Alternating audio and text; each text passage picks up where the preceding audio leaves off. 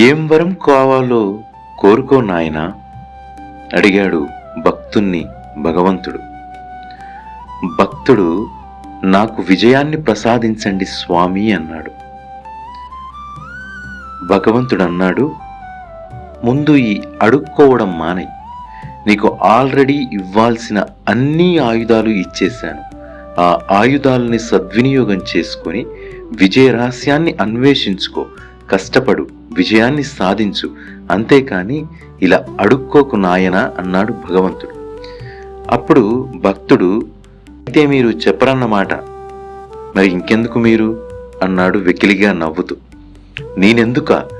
3 రోజుల క్రితం నువ్వు ఆత్మహత్య చేసుకోబోతుంటే నీ ఫ్రెండ్ దగ్గర నుండి ఫోన్ కాల్ వస్తే వాడు ధైర్యం చెప్తే నీ నిర్ణయం మార్చుకున్నావు, గుర్తుందా?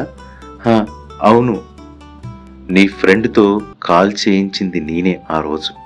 నువ్వు సక్సెస్ కోసం ఆరాట పడుతున్నావని గంప నాగేశ్వరరావుతో నడిపించబడుతున్న ఇంపాక్ట్ ఫౌండేషన్ని నీ ఇంకో ఫ్రెండ్ ద్వారా నీకు పరిచయం చేసింది కూడా నేనే.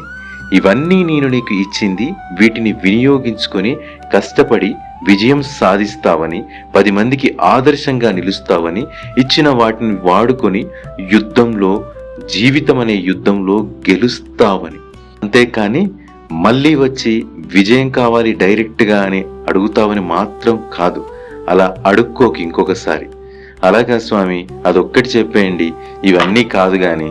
మూర్ఖుడా, నీకు అన్ని ఆయుధాలిచ్చి జీవిత యుద్ధంలో గెలిస్తే నిన్ను దేవుణ్ణి చేద్దామనుకున్నాను, కానీ నువ్వు ఇంకా మనిషిలాగే ఉండిపోతున్నావు. వస్తాను, సెలవు అన్నాడు భగవంతుడు. అదండి, భగవంతుడు మనకిచ్చిన ఆయుధాలని, భగవంతుడు మనకిచ్చిన తెలివితేటల్ని వాడుకొని మనం ఎట్లా సక్సెస్ అవ్వాలి, మన ముందుకొచ్చిన ఇంపాక్ట్ ఫౌండేషన్ లాంటి సంస్థలతో మమేకమై వాళ్ళ దగ్గర నేర్చుకొని మనం ఎట్లా సక్సెస్ అవ్వాలని ఆలోచించాలి, కానీ డైరెక్ట్గా సక్సెస్ కావాలని మాత్రం కోరుకోవద్దు. దేవుడు కూడా ఏం చెయ్యలేడు. Thank you so much. Like, share, subscribe for more videos like this. Challa Sridhar Reddy.